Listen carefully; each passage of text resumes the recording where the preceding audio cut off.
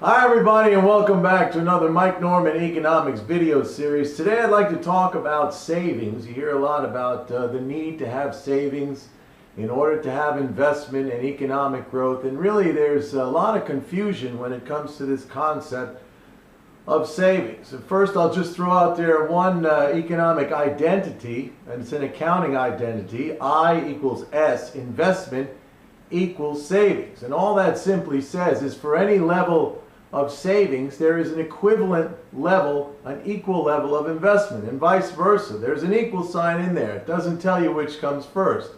The famous economist John Maynard Keynes postulated that savings flowed from investment. It was from the animal spirits of entrepreneurs who had an idea, and they took that idea and maybe with the sweat of their own labor and nothing else created something of value which ended up employing people and allowing them to accumulate more of the goods and services we need for a rising standard of living. And thus, as a result of those animal spirits, that investment, maybe the investment of their labor or their time or their ingenuity, savings were created. And when you think about it, that makes a lot more sense than savings just suddenly there, as if you woke up one day and hey, here's a mountain of savings. What are we going to do with it? I have a good idea. Let's invest it. It seems to me that it flows the other way around. Investment first creates savings. Now, where do savings flow from? Here's a question. I ask it again because in the current environment that we're in, where the government is running up big deficits, we often hear right from top-level policymakers, we often hear that the government takes away savings when it runs a deficit. And as a matter of fact, that idea, that concept, that statement is entirely untrue. If anything, it is the opposite. In an economy where people save, in other words, if I save, if I decide to save and not to consume, not to spend, my saving equates to a loss of income to vendors and businesses who do business with me. So the net result is there is no increase in the total amount, or what economists call the aggregate amount of savings. This was Keynes' famous paradox of thrift. It said that an individual could save, but all of us, if we saved collectively, there is no net increase in saving. Because if I save, that means it's less income to my local store or vendor. If the store decides to save, well, in order to do that, he might have to lay off people or not hire people or make the business investments. So in the aggregate, if we all save, there is not an increase in savings. There's a finite pool there. So how do savings grow? Savings come about because government is the only entity that can be the net supplier of savings, and it does that by running a deficit.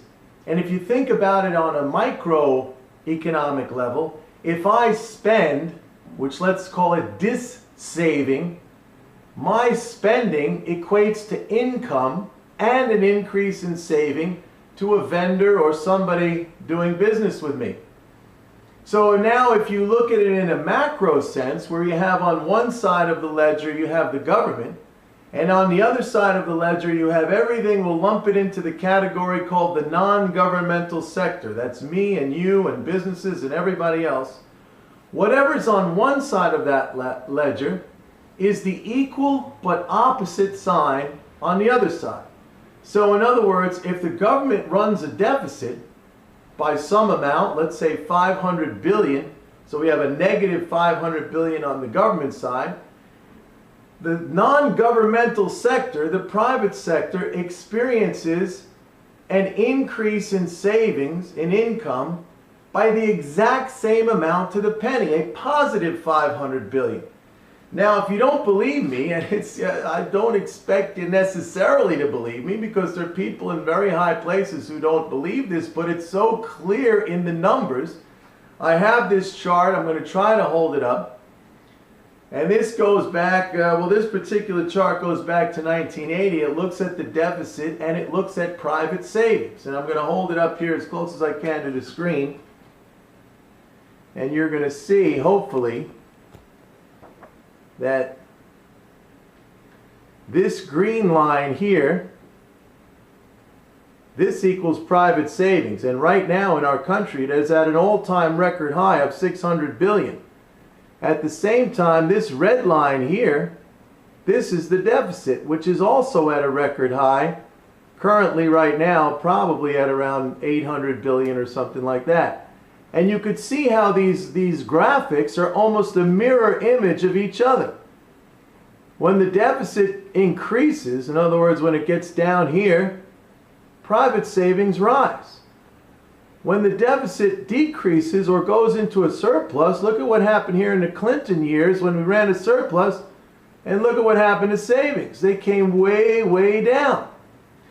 Because that's the only way that it could function.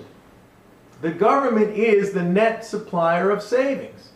Now I know at first hearing of this, it probably sounds ridiculous. But if you think about it, as I said earlier, on the micro level, you think about two people or a business and a consumer. If the consumer spends, that's not saving, right? That's dis-saving, that's consumption. But that equates to saving.